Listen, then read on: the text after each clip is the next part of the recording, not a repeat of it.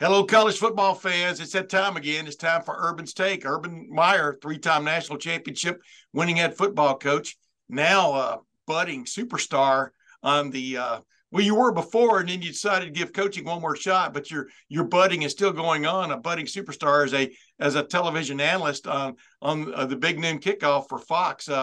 Urban, welcome back to Urban's Take. Great to be with you, and Tim. And our Fox Big Noon show has been a big hit, man. It's following Coach Prime around in Colorado the last couple of weeks, and we're going back there this week. It's a story that in my lifetime I've never seen anything like what I'm witnessing with this transition of a team. Colorado might have been the worst program in the last decade. That team last year was 1-11. They were outscored by 400 points, and now they're 2-0. If they stay healthy, they're going to win a bunch of games this year. Yeah, it's amazing. Then you've been on this bandwagon ever since you got to go out there and eyeball these guys. What was that, back in August? I think early August, and because you weren't really sure what was going on with all the transfers, et cetera, that they got. I mean, they've said, obviously Coach Prime is rewriting the textbook and rebuilding a program, and now all these presidents out there and athletic directors hire new coaches. They're going to expect the same thing, right? I mean, they're going to expect instant results. Yeah, and I talked to some guys about that, and I think every AD, this is the grand experiment's working. The thing that's not real good about it, I'm worried about, is the ability to just change rosters like that. I'm not sure that's good for anyone. It's good for Colorado. Yeah. But you start kicking 50, 60 players off a team and guys quitting, and I worry about that a little bit. That's going to be the new normal. There's going to be a lot of hurt feelings here. So I'm interested to see how this thing moves forward. But you're right, every AD in the country is going to look for this. Yeah, and the bottom line is, like you're pointing to. There's only one Deion Sanders, though. I was going to say that is the crux of it. I mean, that is the lightning rod, isn't it? Urban, are you a little bit? I don't know, because you've always been a fan of his. Y'all are friends, but are you a little bit stunned by how much this has taken over the country? I mean, he's all on all these morning shows. And I'm not just talking about sports, I'm talking about national morning shows. I mean, that's good for college football too, right? It is. I worry sometimes that it's too much, because I hear about, we've been following him. The one thing about Deion Sanders, though, is he's hired an excellent coaching staff. And I saw that 15 minutes within I was at practice. I was like, I remember texting the guys my colleagues on Big Noon saying, this is real. This is not some facade or this is some nonsense. This is a real coach with a real coaching staff and some really good players that work really hard. And we all know that equates to winning. So it's great for Colorado. It's great for college football. It's, every AD right now is trying to figure out how to do what Colorado just did. Yeah. And by the way, kudos to Sean Lewis, right? Drops the head coaching job at Kent State to go join Coach Prime. And I mean, giving up a head coaching job, those don't just come around the corner all the time. And man, he has really been one of the beneficiaries of this publicity train, because he's clearly got something going on, right? Yeah, and that head coaching train is going to go right back. He'll be back as a head coach. I've gotten to know him very well over the last 3 weeks, 4 weeks. I speak to him each week. You're watching him play. It's an on-fire offense. It's a little bit like when we first got hired at Ohio State. We were all the no-huddle, up-tempo, fast, read everything.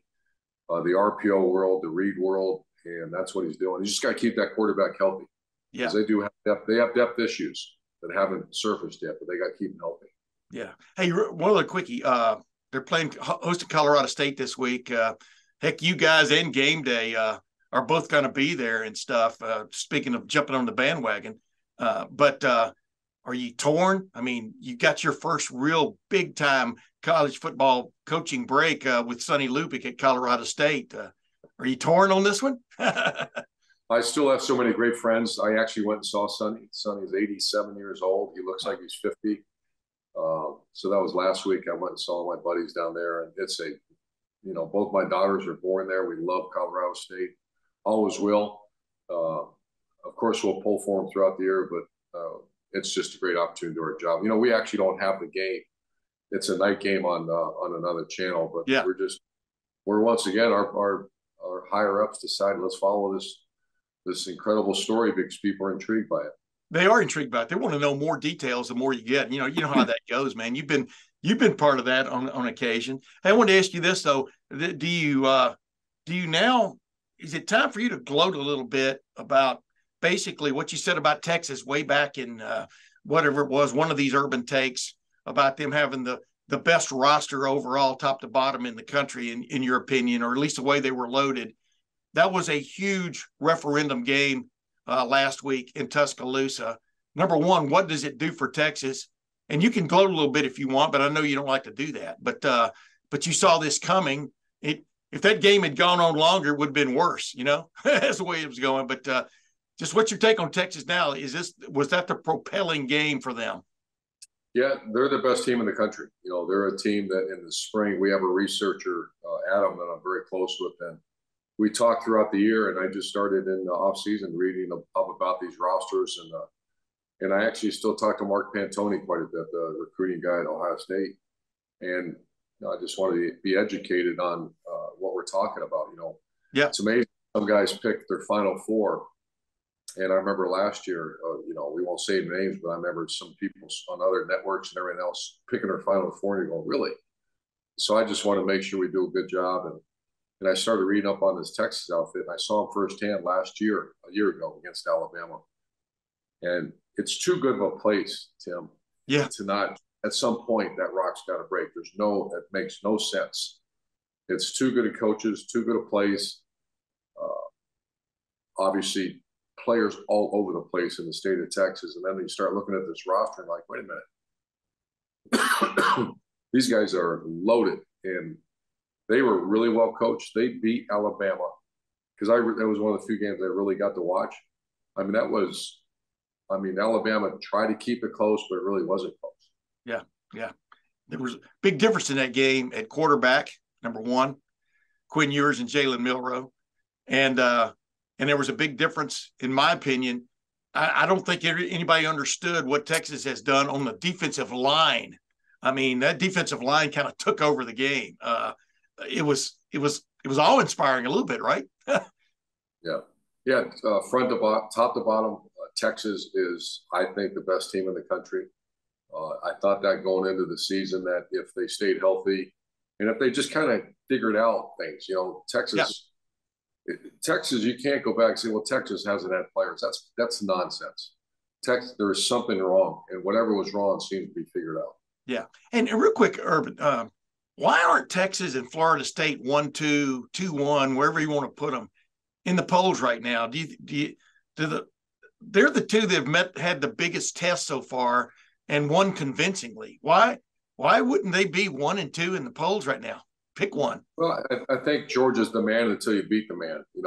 That's you're back-to-back national champion. That's just kind of the way. I remember that happened to us when we won a national title. We were probably higher ranked than we should have been for a while. So I don't follow that close because the rankings right now don't matter.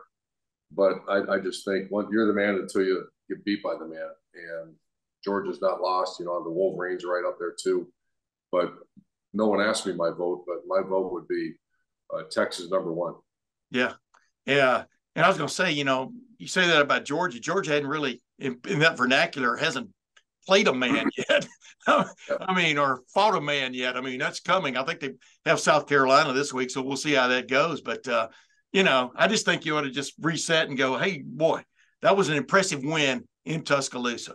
I wanted to ask you this. Ryan Day finally got around to naming the starting quarterback for Ohio State, Cal McCord, over Devin Brown. Cal McCord played with so much more authority last week than the week before. Now, it was last week against Youngstown State, et cetera. But what does it do for a head coach once you finally make that decision? And he said it basically came to him during that game with Youngstown State, but he wanted to hold off naming him until yesterday, but which was a Tuesday of this football week. But how does that change things once you've settled on the guy, the dude? I think he probably knew that even before. He just, they're playing some teams that they're so, Youngstown State, and this week, although West Kentucky plays They play very, very good on defense, but it's stability, and really it's nothing more than the team probably already knew it. I think it's more for the fans. It's more for the media. Just, okay, we settled in on a quarterback. Devin Brown, hopefully they're going to still play him. But Kyle played better last week. Devin's inconsistent right now. He's extremely talented. Yeah. He brings another skill set. They run him a little bit. They ran a quarterback counter. He's a really good athlete. They think he's got a bright future, but he did the right thing. But I think, as far as what does that really do, I don't know if it does much. In the mindset of the team, they probably already knew it. Yeah. They've got Western Kentucky this week that Ohio State does, and they dropped in the polls again this past week because of a sort of a lackluster victory over Youngstown State, a FCS school. But Western Kentucky led the nation in passing last year, and is intent on doing it again with this Austin Reed kid. And we're going to find out whether this Jim Knowles revamped defense, especially against the passing game, is for real, because Western Kentucky, as I said, is going to be throwing balls out the windows of the bus coming into the stadium, aren't they? Yeah, but this is not going to be how we find out how our defense is. This is, we're going to find out. We're going to find out the week after. This one. I mean, Ohio State out-personnels them. They are a good team. They have a good scheme. I did watch them. They throw that thing all over the place. And on defense, now I'm telling you, I watched them. I'm like, wow, these guys are pretty good on defense. But you're talking about just a mismatch of personnel. Yeah. So Buckeyes need just keep working on things to make them better. That's what I would always treat these games like.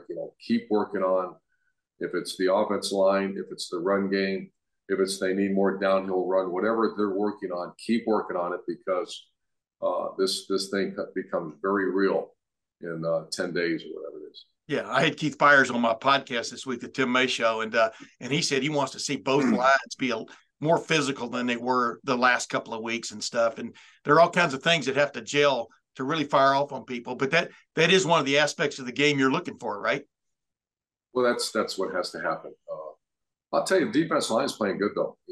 They're good personnel. Obviously, Larry Johnson, I've known him my last 15 years, and he's tremendous. But yeah, their offense line just got to continue to get better. An offense line, there's 5 guys that have to operate as one. That's the quarterback and offense line are 2 hardest positions to get consistency out of. Yeah.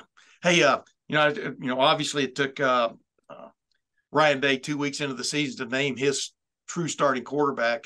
Nick Saban named Jalen Milroe before the season started. Just before the season started, he laid some hints this week at his first press conference that could be considering Tyler Buckner, might have even been considering getting him into the game in the fourth quarter last week, but it didn't happen.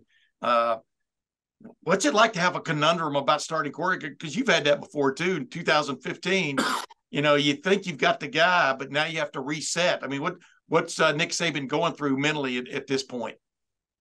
Yeah, I watched that game. What a talented player, but just he struggles consistently throwing the ball. There were guys open and Alabama unable to hit them. So, I'm not sure. I can't remember who they play this week, but anytime you lose a game, especially at places like Ohio State or Alabama, you got to reset everything. It's unfortunate, or it's just the way it is. Life in the big city, you lose a game and everything's got to be rechecked. What happened? Their defense, you're talking about their quarterback. Their quarterback, there were some issues there, but I'll tell you that defense Texas ran through that defense, and that's Alabama defense. Yeah. And I was watching that going, my gosh, they're behind them. They're running the ball at them. But, you know how I feel about Texas. But, yeah, they got to reset everything in Alabama right now. This is a they haven't hit the SEC yet. But, Tim, we haven't talked about this. Yeah. This might be one of the worst SEC, in years. Think about they've lost to Utah. They've lost to Miami. Right. They've lost to Texas A&M. They've lost to Texas. You mean Texas, yeah. Yeah, Miami beats Texas A&M, yeah. And beat them. Yeah. And South Carolina lost to North Carolina, blah, blah, blah, right on down the line. And then how about this, Tim? How about the non-existent Pac-12 might be one of the top 2 conferences in the country? I know. The non-existent Pac-12. Yeah, the most powerful, most litigated league in the country right now. All kinds of stuff breaking loose out there. And that is crazy. That's why Coach Prime, man, his season really has not begun really yet. When you consider next week they're traveling to Oregon and then they host USC. we're going to get a real taste of prime Buffalo, right?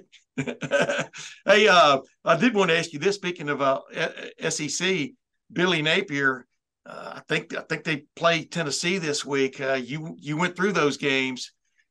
It's tough to get your feet under you, right, when things aren't going well, and all of a sudden you're taking on Tennessee. I mean, you understand the ferocity of those games.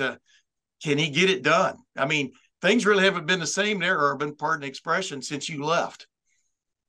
This is the most important game, I think, since he's been at Florida. You know, this is one of those games. Our first year, we played Florida State at the end of the year. We were, I want to say, 7-3.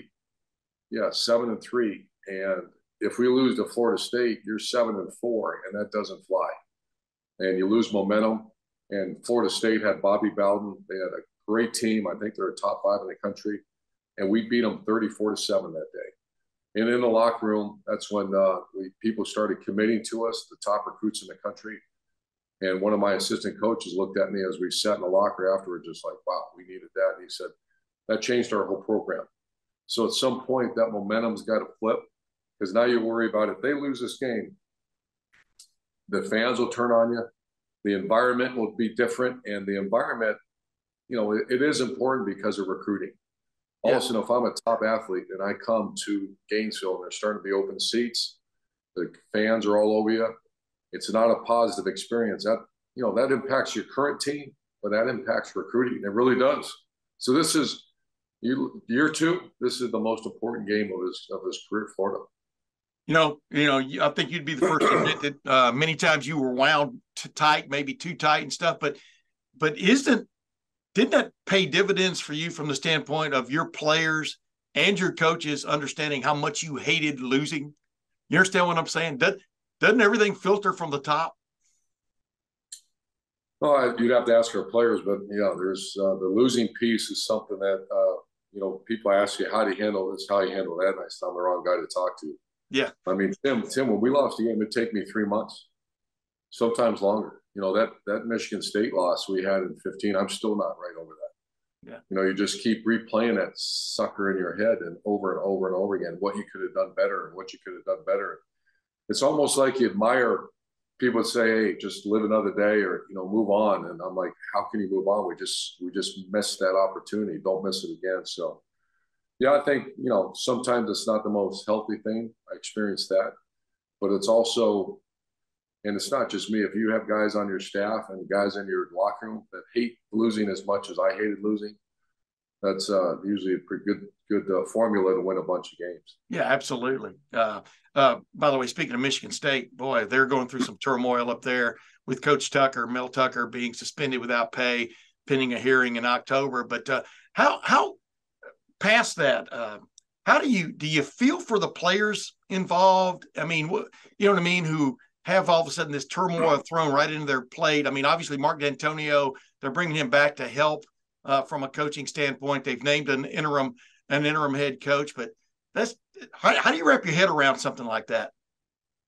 Well, yeah, the players, you know, I used to say this in press conferences, and I've said it to many people over the years, is that people see the game. Do you realize what goes into a game? This game started in February. Yeah. And off season, you know, you saw the Swamp Kings, you saw the training, the mat drills, you know, that's all about putting a culture and a team together and getting guys ready to play. And you're doing that in February, then March, April, May, June, July. Now it's all summer. They get no time off, and then all of a sudden, bang, something happens. You always feel for the players. I hate to say this, coaches come and go, but players, you got a 3-year window to play at your highest level, and all of a sudden something happens. That's awful. Yeah. Well, we'll see how that turns out. Hey, let's get real quick before you go. Let's get to, you know, we had an ongoing segment last year, and I thought it was pretty cool, the moment of truth. And my opinion, the moment of truth from this past weekend, 8:29 to play. Texas is at Alabama's 39-yard line. Alabama's desperate to get the ball back. It's 2nd and 10, and Quinn Ewers drops back. And Donnie Mitchell runs a little deep, skinny post, it looked like, and Quinn Ewers throws another rainbow. Boom, 34-24, Texas takes the lead. By the way, Ewers threw some really pretty passes, but a couple of those rainbows were outstanding. It's like Dan Marino used to throw, mortar shots, I call it. But Texas goes up 34-24. Alabama never gets the ball back again because for one reason they jumped offside on 4th and 3 when they were trying to desperately. They had a 3 and out and then jumped offside on 4th and 3 when they still had a shot at maybe getting it back. But that was a moment of truth, wasn't it? Just having the audacity to throw a deep ball with a lead in Bryant-Denny Stadium. Well, Sarkisian knows Alabama's defense. He knows the mindset of Nick Saban, and I remember when we played Alabama that that's a well-coached team, obviously great personnel. They're going to stop him if you do something in that box. They're not going to allow that to happen. And that was the right call. That was the checkmate moment. That was it. That was the game on the line. Very aggressive, and when you have Quinn Ewers is playing. But he was playing like that early last year. Very talented guy, home at Ohio State from when he was here. Right call at the right time and very educated. That's the beautiful thing that when I see things like that, and the history between Sarkisian and Saban, that thing was on his mind for probably 2 years now. Yeah, to get that situation. But that was a checkmate. That was it. They had a big run in that particular drive too, and this is where Nick Saban is really going back and checking things now. Where Alabama was clearly a couple of times just unsound on defense. I mean, not gap sound. I mean, that's got to drive Nick Saban, a defensive coach, a little bit crazy in a moment like this, that in a game, and you throw an unsound defense out there. I mean, it was Sarkisian with his little motions and stuff that got it done, but it does make you go back and recheck everything, doesn't it? It does. And do you remember, we obviously lost some games at Ohio State, and that next – not just days, and that you got to move on. We're playing in a tough conference, but that was something I struggled with. Why did that happen? Why did we allow this situation to happen? And some guys are real easy to blame players. I never really could do that, and that was one of our rules around the facilities. If I hear a coach say, "Well, it's a player's fault," that coach can't be there very long. It's your fault as a coach to allow that to happen. Did you cover it enough in that drills? You have those players 2.5 hours every day on the field. Yeah. If we can't get that fixed, maybe we got the wrong people coaching them. That was my mindset because that's who I was raised in, the Woody Hayes and Earl Bruce mentalities. Everything a player does is either taught or allowed. Think about that. Well, everything that player does, it's not the first time he's done that. Positive and negative. Yeah. So if some player is doing something great, it's because that coach helped them in those situations. If a player is not performing in a situation, or like you said, he's out of his gap or he gets beat, it doesn't take much effort to say that's the player's fault. Yeah. It's why did that happen? Yeah. Yeah.